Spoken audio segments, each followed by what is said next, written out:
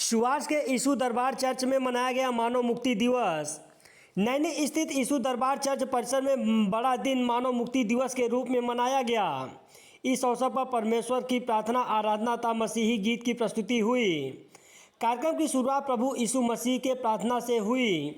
कोविड-19 की सुरक्षा हेतु जारी गाइडलाइंस के तहत सोशल डिस्टेंसिंग का पालन करते हुए कार्यक्रम का प्रसारण किया गया।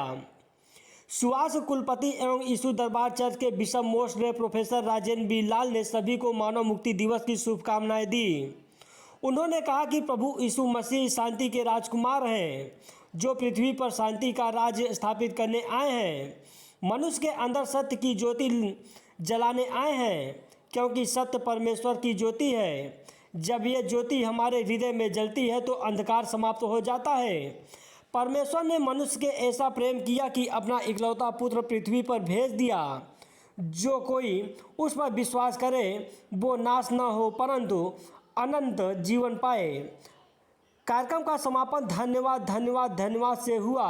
इस अवसर पर निदेशक कैंपस मिनिस्ट्री डॉक्टर सुधा लाल, केन्या से आए रेह जॉन मुग्गा व उनकी पत्नी, प्रत कुलपति प्रशासन प्रोफेसर एस.बी. लाल, प्रत कुलपति शैक्षिक प्रोफेसर जोनाथन ए. लाल, कुल सचिव प्रोफेसर राबिन एल. प्रसाद, निदेशक प्रशासन Vinod B. Lal, professor A. Lawrence, father David Philip सहित शिक्षकगण, कर्मचारीगण व आसपास के भारी संख्या में लोग उपस्थित रहे।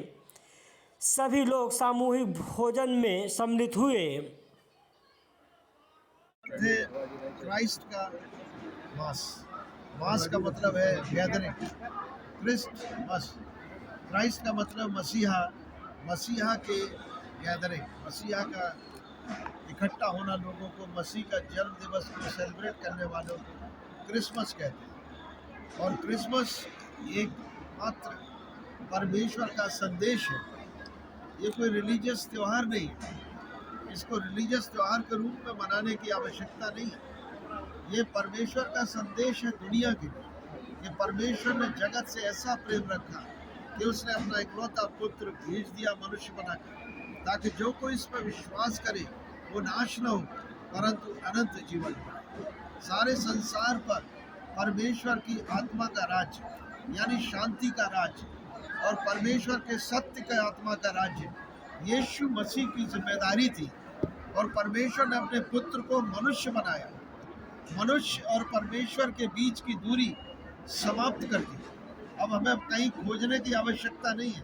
वो स्वयं मनुष्य बन गया, हम जैसा मनुष्य बन गया और हमसे बातचीत करने के लिए अपने आप को देह धारण करके कुर्बानी तक कर दी। और तीसरे दिन मुर्दों में से जिंदा हो गया और जीवित स्वर्ग पर उठाया गया 40 दिन के बाद। इसीलिए हम 2022 ईस्वी 2022 AD कहते हैं, that is year of the Lord, यानी यीशु मसीह के जीवित होने के बाद।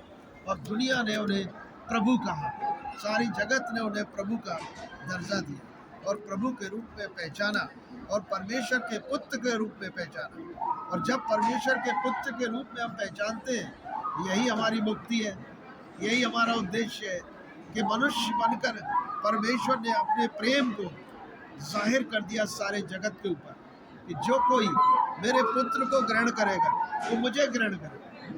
यानी सृष्टिकर्ता को ग्रहण कर रहा है अगर पुत्र को ग्रहण कर रहे हो, क्योंकि अनंत जीवन परमेश्वर ने दिया है, वो अपने पुत्र में दिया है। पाप तो सारे जगत ने किया और पाप का दंड तो मृत्यु है, पर परमेश्वर का वरदान प्रभु यीशु मसीह में, हमारे प्रभु यीशु मसीह में अनंत जीवन।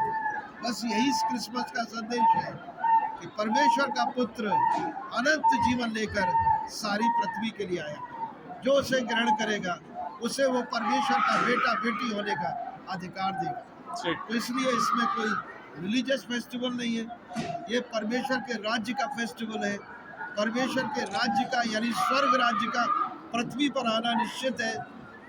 हम मरने के बाद स्वर्ग में जाएं और स्वर्ग में जाके ज़िंदगी बिताएं, ये हमारा उद्देश्य नहीं है। जिस विचार को हमने पवित्र आत्मा के द्वारा बाइबल में से प्राप्त किया है, वो परमेश्वर की इच्छा ये नहीं है कि सब मरकर स्वर्ग में जाए।